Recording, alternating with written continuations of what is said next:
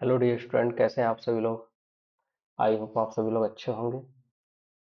मैं नागेश कुमार सिंह आप सभी प्यारे साथियों का जेई एकेडमी परिवार में हार्दिक स्वागत करता हूं। आशा करते हैं आप सभी प्यारे साथी बहुत अच्छे होंगे। हेलो डियर स्टूडेंट, कैसे हैं आप सभी लोग। आई होप आप सभी लोग बहुत अच्छे होंगे। मैं नागेश कुमार सिंह आप सभी प्यारे साथियों का जेई एकेडमी परिवार में हार्दिक स्वागत करता हूं। चलिए भाई, क्वेश्चन की तरफ आ जाते हैं। हमारी जो सफलता सीरीज चल रही है, सफलता सीरीज में पहला क्वेश्चन क्या कह रहा है। पहला क्वेश्चन कह रहा है कि डीसी सर्किट, सीरीज सर्किट बोला है। अब ध्यान रखना, सीरीज सर्किट में कुल प्रतिरोध क्या होता है। तो ध्यान रखना, सीरीज सर्किट में R is equal to R1 plus R2 plus R3 इस तरह से होता है, plus dot dot dot dot. यानी इसमें क्या होता है, सभी रजिस्टेंसों का योग होता है आपका। तो वो सम ऑफ इंडिविजुअल रजिस्टेंस यानी व्यक्तिगत प्रतिरोधों का योग आपका सही होगा आंसर। नेक्स्ट क्वेश्चन की तरफ आते हैं। अगला कह रहा है कि पैरेलल सर्किट में, अगर आपकी सर्किट पैरेलल है तो पैरेलल में प्रत्येक ब्रांच पर वोल्टेज क्या होगा। तो आप सबको पता होगा कि अगर आपका ये रेजिस्टेंस है R1, इसी तरह से आपका पैरेलल में रेजिस्टेंस जुड़ा हुआ है ये R2, इसी तरह से पैरेलल में रेजिस्टेंस आपका जुड़ा हुआ है इस तरह से R3। तो इनका जो आपका वोल्टेज होगा वो कैसा होगा भाई आपका। तो ये वोल्टेज होगा इन सभी के लिए एक समान होगा, यानी यहां से जो सप्लाई वोल्टेज हम देंगे, यही सप्लाई वोल्टेज इन तीनों रेजिस्टेंसों का वोल्टेज होगा। तो ये हमारा आंसर क्या हो जाएगा, सेम एज सप्लाई वोल्टेज। और नेक्स्ट क्वेश्चन की तरफ आते हैं। नेक्स्ट क्वेश्चन कह रहा है आपका कि पैरेलल सर्किट की मुख्य विशेषता यह है कि कुल करंट क्या होती है पैरेलल सर्किट में भाई आपका।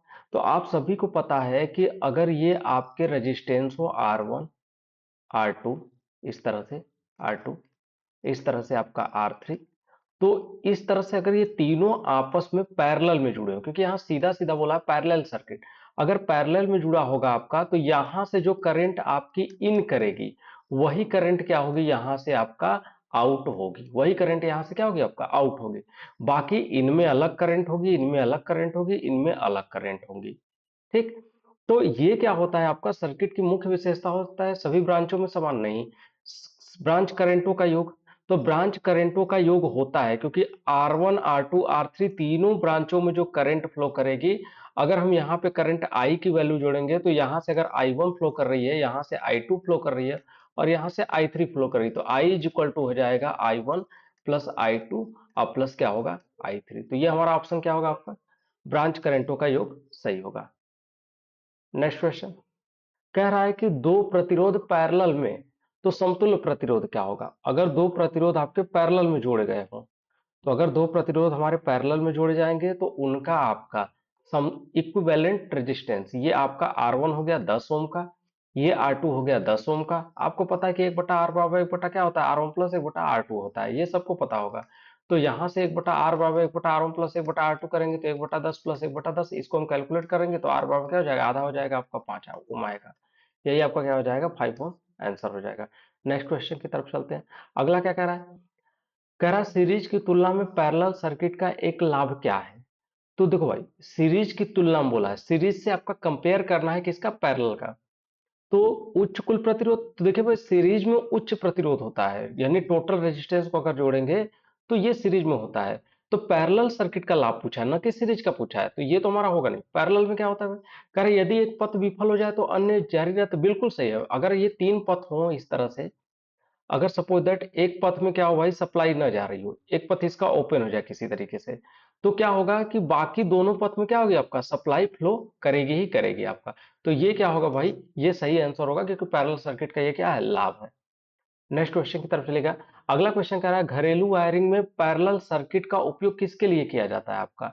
तो आप सबको पता है कि जो आपका घरेलू होती है, यानी डोमेस्टिक जो आपका सर्किट होती है, डोमेस्टिक सर्किट में सभी, पहले वायरिंग जान लिया कि पैरेलल में जुड़ा होता है, ये तो एकदम सही से लिखा है। कह रहा है वजह क्या होता है कि इसको पैरेलल में जोड़ा जाए। तो इम्पीडेंट ऑपरेशनल एप्लीकेशन, यानी उपकरणों का स्वतंत्र संचालन हो सके, इसलिए ऐसा किया जाता है। ताकि ये क्या हो भाई, अगर ये एक उपकरण लगा हो इस तरह से, ये आपका इसका स्विच हो, ये इसी तरह से ये दूसरा उपकरण लगा हो आपका, जैसे ये फैन लगा हुआ है आपका, ये इसी तरह से आपका कोई सॉकेट लगा हुआ है, ठीक, कोई सॉकेट लगा है आपका। तो ये क्या है, ये उपकरण अलग अलग क्या होने चाहिए, संचालित तो होने चाहिए, ये अलग अलग आपका स्विचों से इनको संचालित किया जा सके। तो ऐसा तभी होगा जब ये किस में जुड़े होंगे, आपका पैरेलल में जुड़े होंगे। नेक्स्ट क्वेश्चन की तरफ चलिएगा। अगला क्वेश्चन कह रहा है 7 number, DC series parallel circuit में सीरीज संयोजन क्या बढ़ाता है।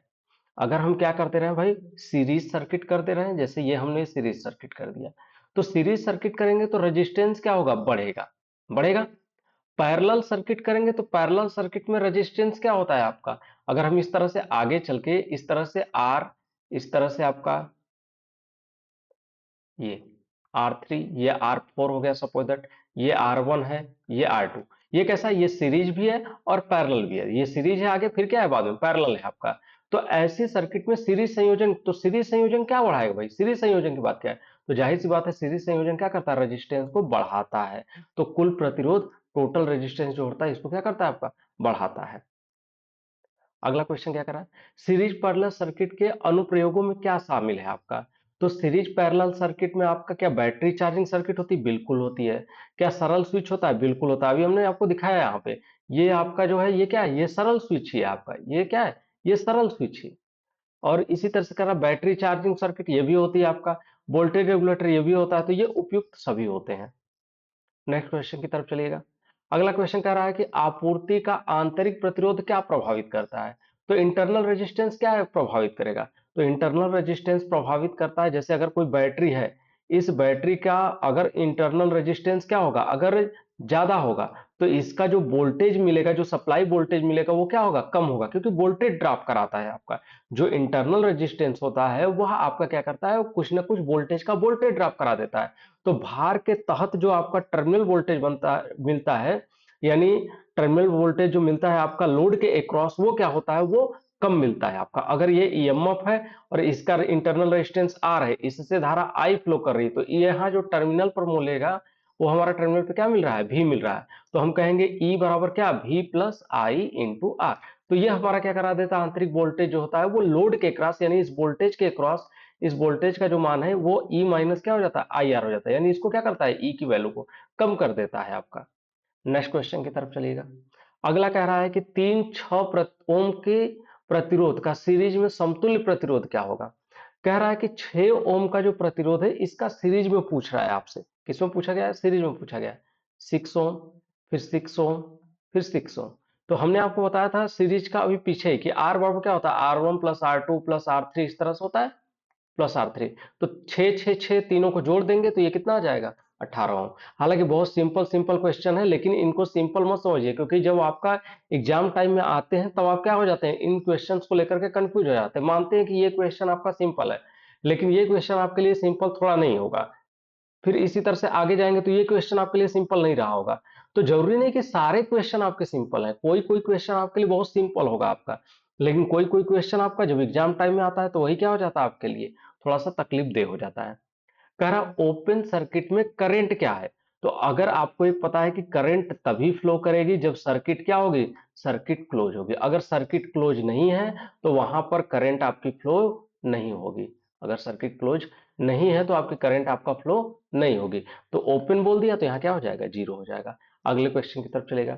कह रहा शॉर्ट सर्किट में क्या होगा, अगर सर्किट कभी भी शॉर्ट हो गई तो शॉर्ट हो जाने पर उसके रेजिस्टेंस की वैल्यू क्या हो जाती है, एक तरह से जीरो या बहुत कम हो जाती है, जिसकी वजह से आई का मान जो होता है वी बाई आर की वजह से यहाँ पर वी बाई क्या हो जाता है, एक तरह से जीरो, यानी बहुत कम हो गया। तो ये आई जो हो जाता है ये बहुत उच्च हो जाता है, तो ये क्या हो जाएगा, बहुत उच्च करंट हो जाएगी। अगले क्वेश्चन की तरफ चलेगा।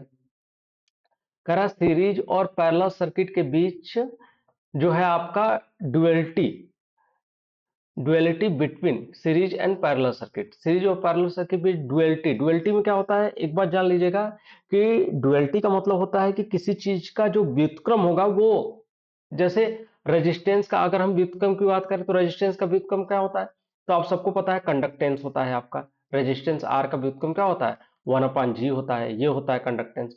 वैसे ही आपका जो भी, जिन भी जिन भी आपका एलिमेंट, सॉरी, जिन भी एलिमेंट का जो व्युत्क्रम होगा वही क्या होता है, ड्युअलिटी होती है उनकी। ये चीज हमेशा याद रखेगा, ड्युअलिटी का मतलब होता है उनका व्युत्क्रम। जैसे आपका प्रवेश्यता, वाई का व्युत्क्रम क्या होगा, 1/Z होगा। प्रतिबाधा, तो एडमिटेंस का इंपिडेंस, ये ड्युअलिटी है उसकी। तो यहां पर कह रहा है सीरीज में अगर प्रतिरोध होगा तो क्या पैरेलल में चालकता के बराबर होगा? तो दोनों का फार्मूला देख लीजिएगा क्या होता है।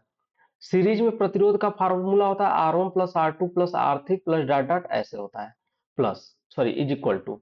ये कह रहा है आपका पैरेलल में चालकता, तो पैरेलल में जो चालकता होती है वो हमेशा क्या होती है?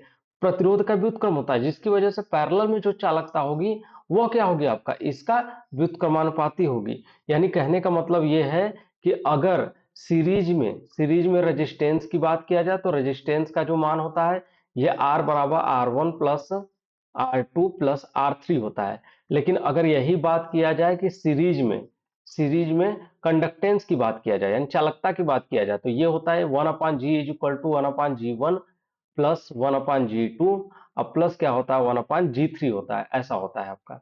और अगर आपका पैरेलल में बात किया जाए पैरेलल सर्किट की रेजिस्टेंस की तो ये होता है 1/R बराबर 1/R1 प्लस 1/R2 और प्लस क्या होता है 1/R3 होता है। इस तरीके से होता है आपका। और अगर हम सीरीज के बाद पैरेलल में कंडक्टेंस की बात करें तो G बराबर G1 प्लस क्या होता है G2 और प्लस क्या होता है G3 होता है। तो ये क्या है, ये जो पैरेलल में आपको दिख रहा है मान, वैसा ही सेम मान क्या होता है आपका सीरीज में होता है। तो अगर सीरीज में प्रतिरोध इज इक्वल टू क्या हो जाएगा पैरेलल में चालकता, तो ये दोनों एक जैसे होंगे आपका। क्लियर? तो ये हमारा ऑप्शन क्या होगा आपको भाई? सही होगा। अगले क्वेश्चन की तरफ चलेगा। अगला क्वेश्चन कह रहा है कि व्हीट स्टोन ब्रिज का उपयोग किसके लिए किया जाता है? तो आप सबको पता है अज्ञात प्रतिरोध मापने के लिए, क्योंकि पी बाई क्यू बराबर क्या होता है आर बाई एस। कोई एक प्रतिरोध हमारा क्या होता है, जैसे यस वाला हमारा क्या है अज्ञात प्रतिरोध है आपका। नेक्स्ट क्वेश्चन की तरफ चलेगा। व्हीट स्टोन में संतुलन की शर्त क्या है? तो हमने बता ही दिया अभी पी वाई क्यू बराबर क्या होता है R by S. Next question की तरफ चलेगा। कह रहा है जटिल सर्किट को हल करने के लिए किसका उपयोग किया जाता है आपका? तो जटिल सर्किट को हल करने के लिए कह रहा है, तो एक चीज जान लीजिएगा जटिल का मतलब होता क्या है आपका। आपके लिए दो सर्किट होते हैं, पहला होता है आपका केसीएल और दूसरा होता है आपका केवीएल। ये दो सर्किट होते हैं, आप सभी लोग पढ़े होंगे केसीएल और केवीएल। और ये दोनों किसके अंतर्गत आते हैं? तो ये दोनों किरचॉफ के नियम के अंतर्गत आते हैं। तो जटिल सर्किट को हल करने के लिए हम किसका यूज करते हैं? किरचॉफ लॉ का यूज करते हैं। चलिए आगे के नेक्स्ट क्वेश्चन की तरफ भाई। अगला कह रहा है केसीएल का करंट का नियम क्या कहता है?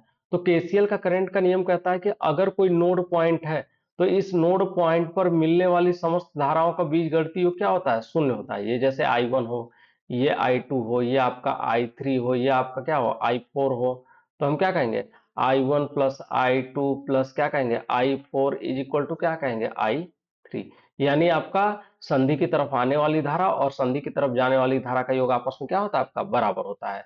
या फिर हम कहेंगे नोड पर मिलने वाली समस्त धाराओं का बीजगणितीय योग शून्य होता है। तो ये हमारा हो जाएगा सम ऑफ करंट एट नोड।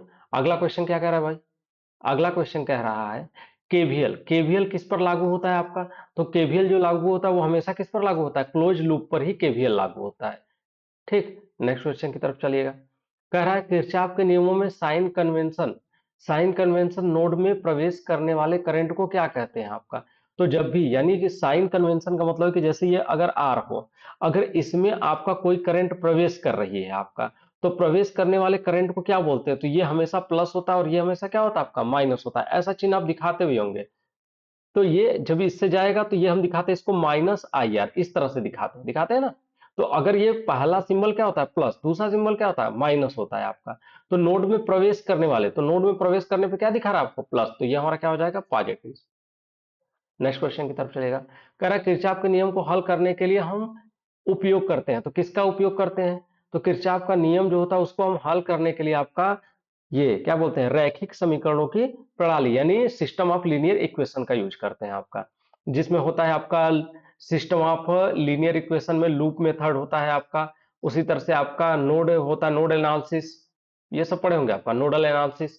तो ये आपका लूप मेथड नोडल एनालिसिस ये होता है आपका किरचॉफ के नियम में, जो कि लूप मेथड जो यूज किया जाता है वो केवीएल के लिए यूज किया जाता है। नोडल एनालिसिस जो यूज किया जाता है वो केसीएल के लिए यूज किया जाता है। ये सब पढ़े होंगे चीजें आप लोग। अगले क्वेश्चन की तरफ चलेगा। कह रहा है कि matrix algebra is used in circuit analysis for. तो ये आपका सर्किट एनालिसिस जो होता है, सर्किट एनालिसिस में मैट्रिक्स बीजगणित का उपयोग किसके लिए होता है? तो ये यूज होता है आपका समकालीन समीकरण को हल करने के लिए। आप लोग देखे होंगे दो समीकरण निकालते हैं जहां से हम I1 की वैल्यू ज्ञात करते हैं और किसकी वैल्यू ज्ञात करते हैं, I2 की वैल्यू हम ज्ञात करते हैं। तो दो समीकरण को बना करके ही ऐसा किया जाता है। तो वो समकालीन समीकरण को हल करने के लिए ही ऐसा किया जाता है। नेक्स्ट क्वेश्चन की तरफ चलिएगा। अगला क्वेश्चन क्या कह रहा है आदर्श वोल्टेज स्रोत में क्या होता है आपका।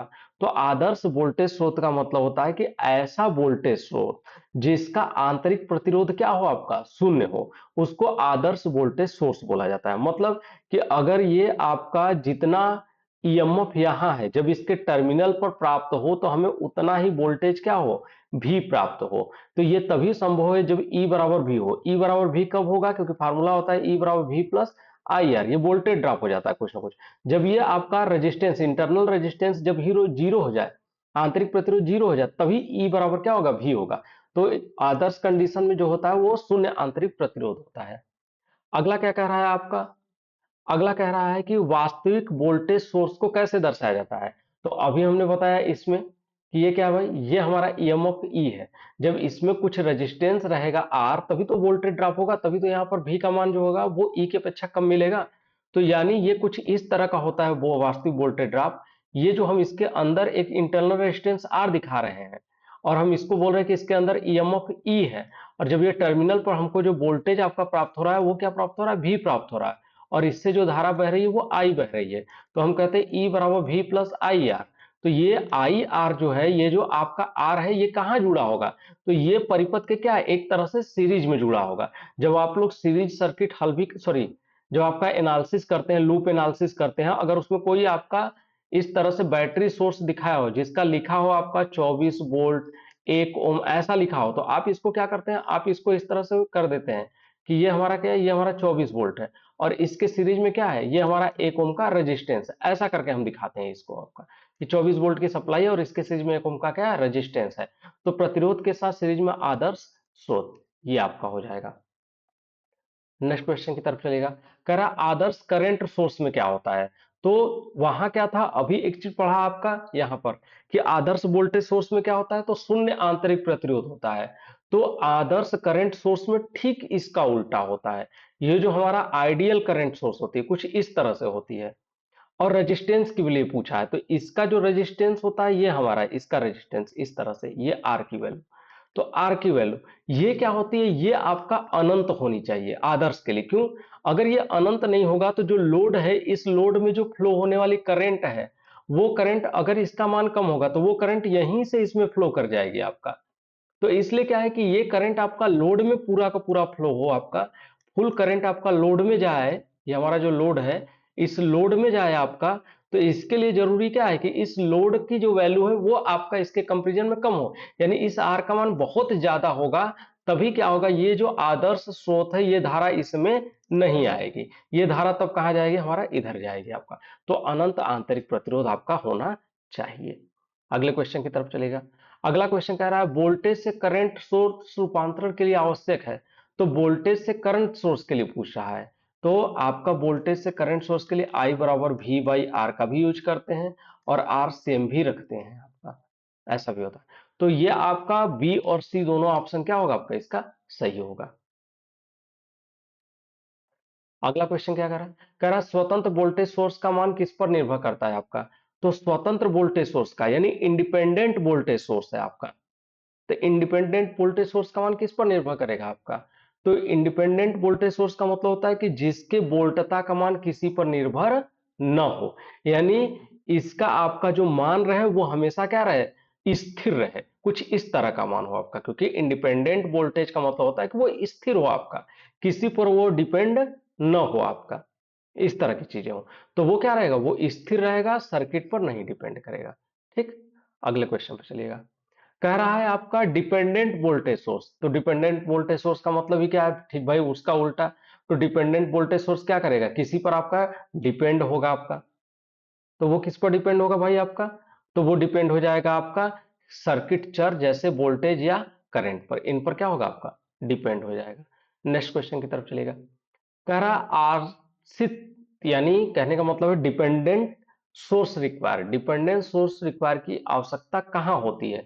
तो वो होती है आपका सुपर नोड या फिर आपका सुपर मेश एनालिसिस में यूज होता है। आवश्यकता होती है। अगला क्या कह रहा है, सर्किट में ग्राउंड का संदर्भ क्या है, तो ग्राउंड का मतलब क्या होता है कि ये हमारा ग्राउंड, इस ग्राउंड का मान क्या होना चाहिए आपका, ये आपका जो ग्राउंड होना चाहिए वो बहुत ही कम मान का होना चाहिए, बहुत ही निम्न मान का होना चाहिए। इसका जो वोल्टेज होना चाहिए वो वोल्टेज कैसा होना चाहिए भाई आपका, वो अभी आपका 0 वोल्ट होना चाहिए। तो ये कैसा होना चाहिए ग्राउंड का मान, 0 पोटेंशियल वाला, ताकि आपका सप्लाई अगर कभी भी फ्लो करे तो हाई से लो की तरफ फ्लो कर सके। जैसे आपका होता है ना कि आप जब भी किसी नंगे तार को छूते हैं तो आपसे सप्लाई फ्लो होकर के कहाँ आ जाती है, अर्थ में जाती है। तो ये हाई मैग्नीट्यूड या हाई वोल्टेज से कहाँ जाती है, लो वोल्टेज की तरफ। तो हमारा अर्थ का क्या होना चाहिए, वोल्टेज 0 होना चाहिए आपका। अगला क्वेश्चन, अगला क्वेश्चन कह रहा है कि divider circuit input sorry voltage divider circuit output प्रदान करता है।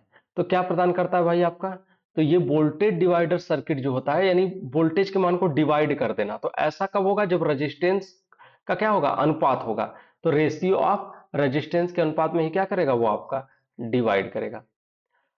अगला क्वेश्चन क्या कह रहा है भाई आपका, कह रहा है कि 2 ओम, 3 ओम और 5 ओम प्रतिरोध वाले सर्किट में कुल वोल्टेज 10 वोल्ट है, तो करंट कितना होगा। तो भाई अगर सीरीज सर्किट है तो 2 3 5, तीनों को हम जोड़ देंगे तो 5 5 10 हो जाएगा, क्योंकि 2 3 5 5 5 10, तो 10/10 हो जाएगा, तो 1 एम्पियर आ जाएगा। बहुत सिंपल है, आई बराबर वी बाई आर से निकाल लेंगे। अगला कह रहा है पैरेलल सर्किट में प्रत्येक ब्रांच में पावर विसर्जन क्या है आपका। तो पैरेलल सर्किट में जो वोल्टेज हो जाता है वो क्या हो जाता है, अलग अलग हो जाता है आपका। तो जब वोल्टेज अलग अलग हो जाता है तो अभी हमने आपको बताया, अभी पैरेलल में ऊपर ही आपका फार्मूला दिखाया था, 1/R बराबर 1/R1 प्लस 1/R2, इस तरह से होता है। तो 1/R प्रतिरोध के समानुपाती होता है। नेक्स्ट क्वेश्चन की तरफ चलेगा, कह रहा प्रतिरोधों के पैरेलल में समतुल्य चालकता क्या होगी। तो ये भी हमने आपको बता दिया है कि अगर आपका दो प्रतिरोधों का पैरेलल पूछ रहा है, तो पैरेलल पूछ रहा है और उसी को कह रहा है कि चालकता में, तो चालकता में क्या हो जाता है, उसका ठीक उल्टा। पैरेलल में होता है 1/R बराबर 1/R1 प्लस R2 होता है, इस तरह से आपका पैरेलल में। जबकि अगर चालकता की बात करें तो चालकता होता है G बराबर G1 प्लस G2 होता है, इस तरह से होता है। तो ये हमारा क्या हो जाएगा, G1 प्लस G2 हो जाएगा। नेक्स्ट क्वेश्चन की तरफ चलिएगा, कह रहा है कि सीरीज 4 ओम और पैरेलल 6 6 ओम कह रहा है आपका, इस तरह से। तो अगर आपका पैरेलल में 6 ओम हो आपका और सीरीज में कितना हो, 4 हो, यानी कहने का मतलब यह है कि ये 4 ओम का है और यहाँ पर ये दो है रेजिस्टेंस, एक रेजिस्टेंस 6 ओम का है और दूसरा रेजिस्टेंस भी क्या है आपका, ये हमारा 6 ओम का है। ये तो 6 6 ओम का जो रेजिस्टेंस है इसका निकालेंगे तो कितना आ जाएगा, तो ये आ जाएगा 3 ओम, 3 ओम। और सीरीज में 4 ओम है तो 4 ओम प्लस कर देंगे तो 4 3 7 ओम, ये टोटल क्या आ जाएगा, टोटल रेजिस्टेंस का मान 7 ओम हो जाएगा। तो ये हमारा आंसर क्या हो जाएगा, 7 ओम। नेक्स्ट क्वेश्चन की तरफ चलिएगा, कह रहा है सेल का आंतरिक प्रतिरोध आर वोल्टेज ड्रॉप का कारण है। तो वोल्टेज ड्रॉप का कारण क्या हो जाएगा भाई, आई इंटू आर हो जाएगा, जो कि हमने आपको ऊपर भी बता दिया है। कह रहा दो बिंदुओं के बीच ओपन सर्किट का अर्थ क्या है आपका। अगर दो बिंदुओं के बीच आपका सर्किट ओपन हो जाए, अगर ये कोई सर्किट है आपका, जैसे ये अगर हम बात करें, ये इस तरह से, ये हमारा एक बल्ब है जो कि सप्लाई के साथ जुड़ा हुआ है, ये इस तरह से। तो अगर ये आपका जुड़ा हुआ रहेगा, तो ये अगर जुड़ा हुआ है तो धारा बह रही है आपका, ये अगर जुड़ाव की स्थिति में तो धारा आई क्या है, बह रही है आपका। और अगर ये ओपन हो जाए तो धारा क्या हो जाएगी, बहना बंद हो जाएगी। तो धारा कब जीरो हो जाती है, जब आर क्या हो जाता है, अनंत हो जाता है। क्योंकि आई बराबर पढ़े होंगे वी बाई आर। अगर आर बहुत ही उच्च मान का है तो ये आई क्या होगा आपका, आई का मान शून्य होगा, ये सब लोग जानते होंगे। तो अगर अनंत प्रतिरोध होगा तो वो आपका ओपन सर्किट होगा। नेक्स्ट क्वेश्चन की तरफ चलेगा, कह रहा है शॉर्ट सर्किट का परिणाम क्या होता है। तो शॉर्ट सर्किट में करंट क्या होती है आपका, आप सबको पता है कि शॉर्ट सर्किट होगा तो उसमें आपका करंट जो होगी वह उच्च मान की होगी, और जो आपका वोल्टेज होगा वह आपका शून्य वोल्टेज होगा। तो ये क्या हो जाएगा, 0 वोल्टेज अक्रॉस शॉर्ट। हमने इतना बेसिक बेसिक चीज आपके लिए रखा हुआ है कि आपको यानी एकदम बेसिक बेसिक चीजें रहे, क्योंकि अभी देखे होंगे हाल ही में एक एनसीएल का एग्जाम हुआ है, एक एससीसीएल का एग्जाम हुआ है। इनमें क्या था कि बहुत बेसिक बेसिक क्वेश्चन आपसे पूछे गए थे। बहुत से बच्चों को बेसिक बेसिक क्वेश्चन का जवाब ही नहीं पता होता है। मैंने बहुत से बच्चों का देखा कि उन्होंने गलत करके रखा है कि केसीएल किस पर लागू होता है, केसीएल का नियम किस पर लागू होता है, केवीएल का नियम किस पर लागू, ये सिंपल सिंपल क्वेश्चन पूछा और उसको बच्चों ने गलत करके रखा है। तो इसलिए क्या भाई कि हर चीज को हल्के में नहीं लेना चाहिए, जो भी है बढ़िया क्वेश्चन है। हमने आपको उस बेसिक पे बनाया हुआ है कि ये आपका जो अगर ऐसे क्वेश्चन आते हैं तो आपका कहीं गलत ना हो, इस तरह का हम पैटर्न रखे हुए हैं। अगला क्या कह रहा है, व्हीट स्टोन ब्रिज में शून्य डिटेक्टर क्या है। तो आपका तो यही कह रहा है व्हीट स्टोन ब्रिज में शून्य डिटेक्टर क्या है? क्या अमीटर है, क्या वोल्ट मीटर है, क्या गैल्वोमीटर है, क्या ओम मीटर? तो गैल्वोमीटर जो होता है ये क्या होता है आपका शून्य डिटेक्टर होता है। अगले क्वेश्चन की तरफ चलिएगा। खैर आज के लिए इतना ही, हम लोग नेक्स्ट क्लास में मिलेंगे आपका। लेकिन आप सभी से हम जाने से पहले एक चीज कहना चाहेंगे आपका, कि आप सभी लोग हमारा कोड यूज करते हैं नागेश 20, तो आप सभी को 20% का डिस्काउंट किसी भी बैच में मिलेगा। अगर आप ये कोड बस यूज करें नागेश 20, तो आप कोई भी जेकेडी जेई एकेडमी का कोर्स खरीदेंगे उस पर आपको 20% का डिस्काउंट मिलना तय है। तो आज के लिए इतना ही, मिलेंगे नेक्स्ट डे नेक्स्ट टॉपिक के लिए। हमारी सफलता बैच सीरीज आपकी चलती रहेगी, और आप सभी लोगों का प्यार विश्वास बना रहे तो हम आपको और अधिक क्वेश्चन कराएंगे। अभी हम धीरे धीरे चल रहे हैं, जिस दिन आपका विश्वास बन जाएगा उस दिन हम क्या करेंगे, आपको 100 150 200 क्वेश्चन भी कराएंगे एक साथ। और इतना जल्दी जल्दी कराएंगे कि बस आप रिवीजन करके चले जाओ। ज्यादा पढ़ने की जरूरत ही नहीं है, क्योंकि हम ज्यादा समझाएंगे नहीं, बस आपको रिवीजन कराते चले जाएंगे जल्दी जल्दी। तो सभी बच्चों को गुड नाइट, शब्बा खैर, शुभ रात्रि।